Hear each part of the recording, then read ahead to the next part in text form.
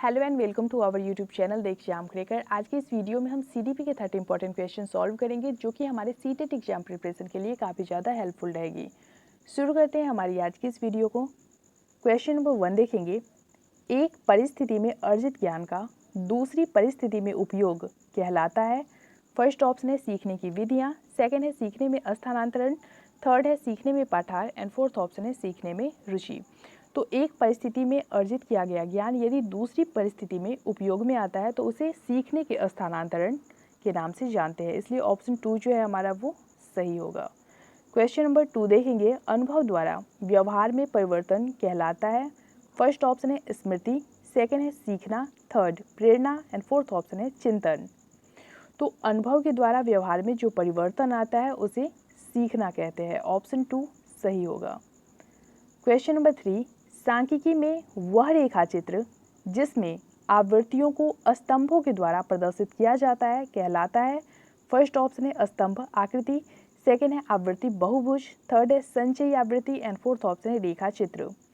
तो सांख्यिकी में जिस रेखा चित्र के माध्यम से आवृत्तियों को स्तंभों के द्वारा दर्शाया जाता है उसे स्तंभ आकृति कहते हैं, ऑप्शन 1 सही होगा हमारा। क्वेश्चन नंबर 4 देखेंगे। विकास की किस अवस्था में बुद्धि का अधिकतम विकास होता है? फर्स्ट ऑप्शन है बाल्यावस्था, सेकेंड है शैशवावस्था, थर्ड है किशोर अवस्था एंड फोर्थ ऑप्शन है प्रौढ़ावस्था। करेक्ट हो जाएगा 4 का हमारा ऑप्शन 3। किशोरावस्था में बुद्धि का अधिकतम विकास होता है। Question number 5। शिशु का अधिकांश व्यवहार आधारित होता है। फर्स्ट ऑप्शन है मूल प्रवृत्ति पर, सेकेंड है नैतिकता पर, थर्ड है वास्तविकता पर एंड फोर्थ ऑप्शन है ध्यान पर।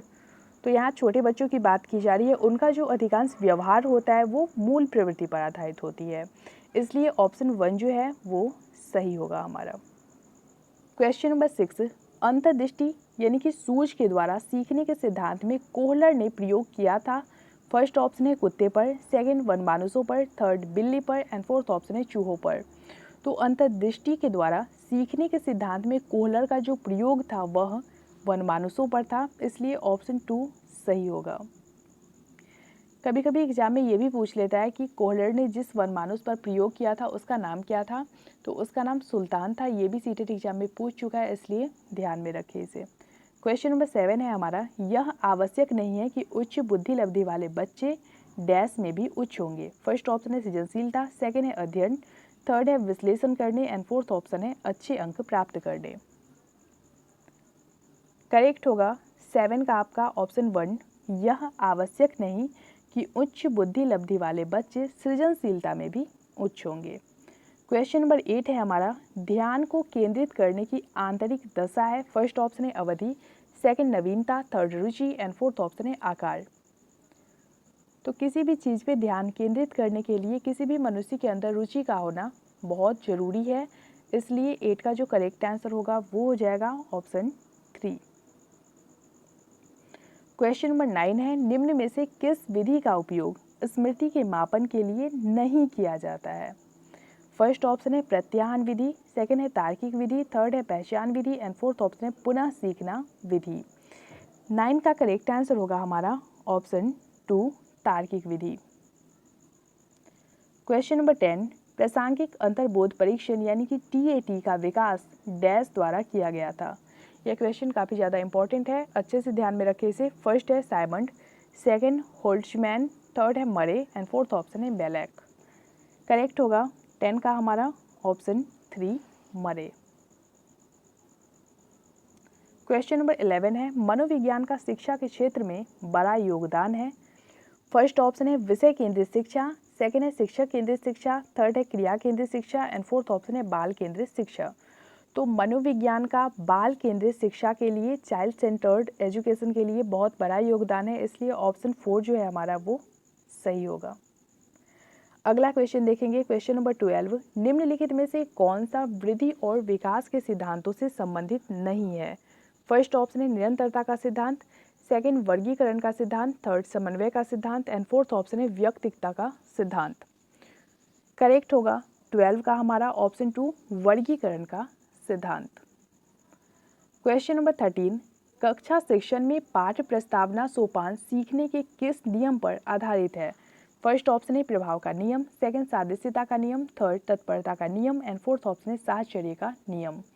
13 का करेक्ट आंसर होगा हमारा ऑप्शन 3 तत्परता का नियम।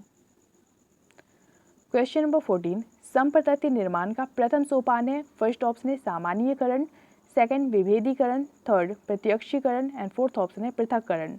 तो संप्रतत्य निर्माण का जो पहला सोपान है, प्रथम सोपान है, वो है ऑप्शन 3 प्रत्यक्षीकरण। क्वेश्चन नंबर 15, प्रेक्षणात्मक अधिगम संप्रतत्य डैश द्वारा दिया गया है। फर्स्ट ऑप्शन है Tolman, second Bandura, third Thorndike and fourth option है कोहलर।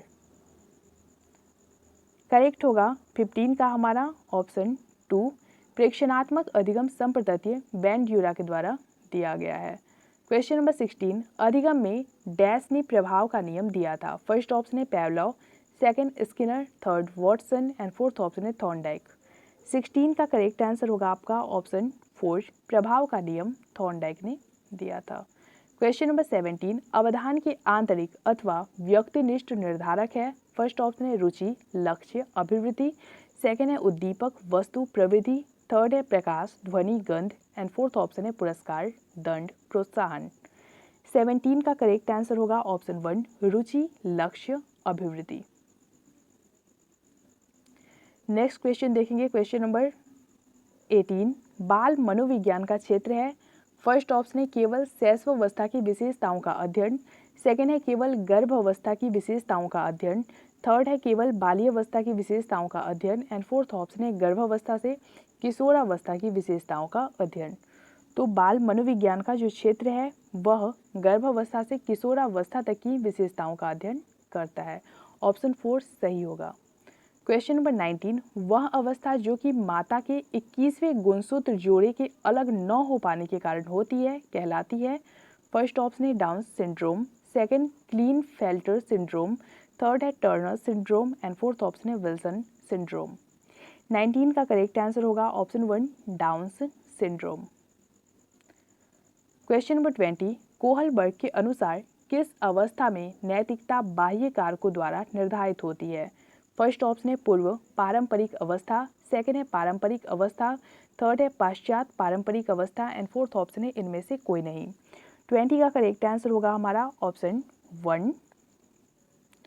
कोहलबर्ग के अनुसार पूर्व पारंपरिक अवस्था में नैतिकता बाह्य कारकों द्वारा निर्धारित होती है। क्वेश्चन नंबर 21, निम्नलिखित में से कौन सा एक सही क्रम है। फर्स्ट ऑप्शन है अंडाणु शुक्राणु ब्लास्टोसिस्ट युग्नज, सेकंड है ब्लास्टोसिस्ट अंडाणु शुक्राणु युग्नज, थर्ड है ब्लाल्टोसिस्ट युग्नज अंडाणु शुक्राणु एंड फोर्थ ऑप्शन है अंडाणु शुक्राणु युग्नज ब्लाल्टोसिस्ट। 21 का करेक्ट आंसर होगा ऑप्शन 4। क्वेश्चन नंबर 22, अंतर्मुखी, बहिर्मुखी तथा उभयमुखी व्यक्तित्व का वर्गीकरण डैश द्वारा किया गया है। फर्स्ट ऑप्शन है Kretschmer, second Jung, third Sheldon and fourth option है स्प्रेंजर। 22 का करेक्ट आंसर होगा हमारा ऑप्शन 2, अंतर्मुखी, बहिर्मुखी तथा उभयमुखी व्यक्तित्व का वर्गीकरण युंग ने किया है। क्वेश्चन नंबर 23, उदाहरण, निरीक्षण, विश्लेषण, वर्गीकरण, नियमीकरण निम्नलिखित में से किस विधि के सोपान है। फर्स्ट ऑप्शन है निगमन विधि, सेकंड आगमन विधि, थर्ड अंतर्दर्शन विधि एंड फोर्थ ऑप्शन है बहिर्दर्शन विधि। तो यहाँ पे बात की जा रही है उदाहरण, निरीक्षण, विश्लेषण, वर्गीकरण और नियमीकरण की। तो ये किस विधि के सोपान है। 23 का जो करेक्ट आंसर होगा हमारा वो हो जाएगा ऑप्शन 2, आगमन विधि। क्वेश्चन नंबर 24, फ्रायड के अनुसार हमारे मूल्यों का आंतरिकीकरण डैश में होता है। फर्स्ट ऑप्शन है इदम, सेकंड अहम, थर्ड पराहम एंड फोर्थ ऑप्शन है परिस्थितियों। 24 का करेक्ट आंसर हो जाएगा ऑप्शन 3, परा अहम। क्वेश्चन नंबर 25, व्यवहारवादी डैश ने कहा है कि मुझे नवजात शिशु दे दो, मैं उसे डॉक्टर, वकील, चोर या जो चाहूँ बना सकता हूँ। ये क्वेश्चन काफ़ी ज़्यादा इंपॉर्टेंट है और कई बार एग्जाम में रिपीट हुआ है, तो इसको अच्छे से तैयार करें आप लोग। फर्स्ट ऑप्शन है Freeman, second Newman, third Watson and fourth option है होल जिंगर। 25 का करेक्ट आंसर होगा ऑप्शन 3। व्यवहारवादी वॉटसन ने कहा है कि मुझे नवजात शिशु दे दो, मैं उसे डॉक्टर, वकील, चोर या जो चाहूँ बना सकता हूँ। क्वेश्चन नंबर 26, ध्यान आकर्षित होने में डैश की प्रमुख भूमिका होती है। फर्स्ट ऑप्शन है उद्दीपन की तीव्रता, सेकंड है उद्दीपन की उपादेयता, थर्ड है उद्दीपन की विश्वसनीयता एंड फोर्थ ऑप्शन है उद्दीपन की सक्रियता। 26 का करेक्ट आंसर होगा आपका ऑप्शन 1, ध्यान आकर्षित होने में उद्दीपन की तीव्रता की प्रमुख भूमिका होती है। क्वेश्चन नंबर 27, डैश छात्र में रुचि उत्पन्न करने की कला है। फर्स्ट ऑप्शन है शिक्षण, सेकंड सहानुभूति, थर्ड समदृष्टि एंड फोर्थ ऑप्शन है प्रेरणा। करेक्ट होगा 27 का आपका ऑप्शन 4, प्रेरणा के द्वारा आप छात्र में रुचि उत्पन्न कर सकते हो। क्वेश्चन नंबर 28, फ्रायड के अनुसार फर्स्ट ऑप्शन है ग्रहण किए या सीखे हुए तथ्यों को धारण करने या पुनः स्मरण करने की असफलता को विस्मरण कहते हैं। सेकंड है फ्रायड के अनुसार विस्मरण का अर्थ है किसी समय प्रयत्न करने पर भी किसी पूर्व अनुभव का स्मरण करने या पहले की सीखी हुई किसी क्रिया को करने की असफलता। थर्ड है विस्मरण वह प्रवृत्ति है जिसके द्वारा दुखद अनुभवों को स्मृति से अलग कर दिया जाता है एंड फोर्थ ऑप्शन है उपरोक्त में से कोई नहीं। 28 का करेक्ट आंसर होगा ऑप्शन 3, फ्रायड के अनुसार विस्मरण वह प्रवृत्ति है जिसके द्वारा दुखद अनुभवों को स्मृति से अलग कर दिया जाता है। क्वेश्चन नंबर 29, SOR किसके द्वारा प्रस्तावित है। तो यहाँ पे प्रिंटिंग मिस्टेक है जिसके कारण SOR लिखा गया है। SOR किसके द्वारा प्रस्तावित है ये क्वेश्चन है आपका। फर्स्ट ऑप्शन है Watson, second Koffka, third Kohler and fourth option है गेस्टाल्टवादी मनोवैज्ञानिकों। तो SOR थियरी जो है वो वॉटसन के द्वारा प्रस्तावित की गई है, इसलिए ऑप्शन 1 सही होगा हमारा। क्वेश्चन नंबर 30 देखेंगे, वह मापनी जिसमें अंतराल मापनी के समस्त गुण के साथ परम शून्य हो कहलाती है। फर्स्ट ऑप्शन है नामित मापनी, सेकंड क्रम सूचक मापनी, थर्ड अंतराल मापनी एंड फोर्थ ऑप्शन है अनुपात मापनी। 30 का करेक्ट आंसर होगा हमारा ऑप्शन 4, वह मापनी जिसमें अंतराल मापनी के समस्त गुण के साथ परम शून्य हो अनुपात मापनी के नाम से जानी जाती है।